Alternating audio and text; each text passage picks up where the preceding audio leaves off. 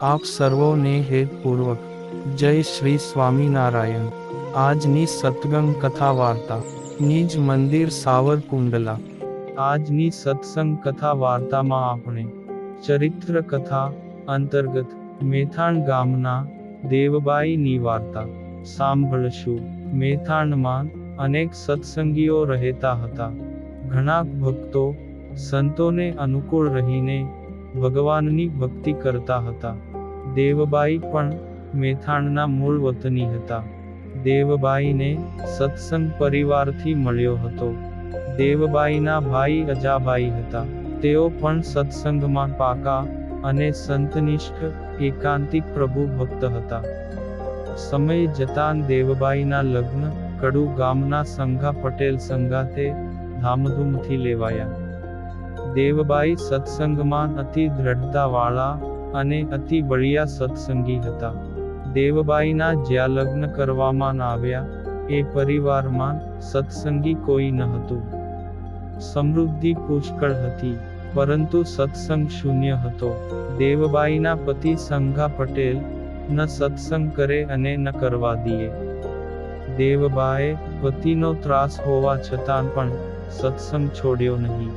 લોકો કહે છે કે સંઘા પટેલે દેવબાઈને ખૂબ હેરાન કરેલા હતા, તોય પણ તેણે ભગવાનનું સ્મરણ કદી ત્યાગ્યું નહીં।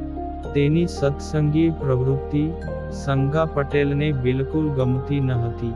સંઘા પટેલનો હઠીલો સ્વભાવ હતો ને વાત વાતમાં ક્રોધે ભરાઈ જતા હતા। વેગમાં આવીને કોઈને માર પણ મારી દેતા। દેવબાઈને પણ ઘણી વખત વિના કારણે માર ખાવો પડતો હતો। તેથી દેવબાઈએ પોતાની તકલીફો માવતરે કહી હતી, પણ માવતરનું તો કાની બહુ ચાલ્યું ન હતું। દેવબાઈની સહનશક્તિ બહુ અજબની હતી। દેવબાઈને જીવનભર પતિથી ત્રાસ વેઠવો પડ્યો હતો। ઘણી વખત બીજેથી ત્રાસી જતાં સંઘા પટેલ તે ત્રાસ પોતાની પત્ની ઉપર ગુજારતો, છતાં પણ તેણે સત્સંગના શુભ સંસ્કારો જીવનમાં યથાવત રાખ્યા હતા।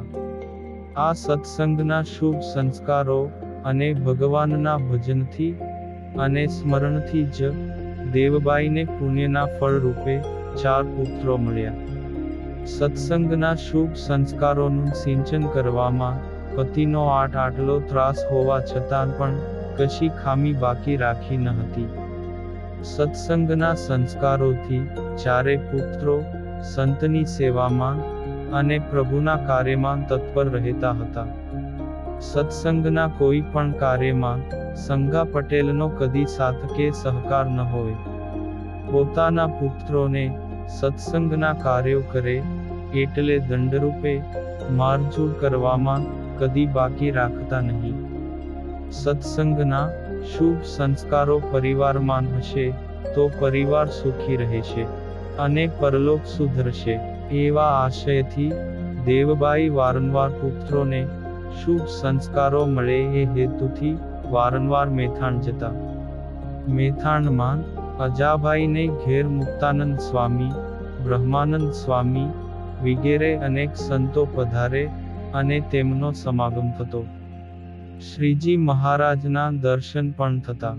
સંતના સમાગમ રૂપી અલભ્ય લાભથી દેવબાઈએ 4 પુત્રોને સત્સંગ પરાયણ જીવન કરાવ્યું હતું। આ સત્સંગના શુભ સંસ્કારોથી દેવબાઈને છેલ્લે 4 પુત્રો તરફથી મહાસુખ મળ્યું હતું। પોતાના પતિના ત્રાસથી કંટાળીને કોઈ અયોગ્ય પગલું ભર્યું હોત તો જીવનમાં શું મળત?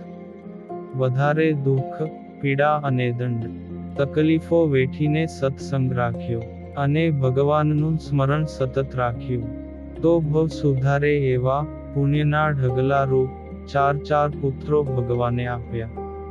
પતિનો ત્રાસ હોવા છતાં પુત્રોને સત્સંગની વાતો કહેવી, સંતોના પ્રસંગો કહેવા અને ભલામણ કરવી વિગેરેમાં કાની ઉણપ આવવા દીધી નહીં। ભગવાન અને સંત આપણી ઉપર પ્રસન્ન થઈને આપણું બધું સારું કરી દે છે। માટે ભગવાન ભરોસે જીવન જીવીને તેમની ભક્તિ કરવી એ જ સત્સંગનું ફળ છે. અને હવે પછીની કથા વાર્તા આપણે આગળના ભાગમાં સાંભળશું. અત્યારે આપ સર્વોને ભાવથી જય શ્રી સ્વામિનારાયણ.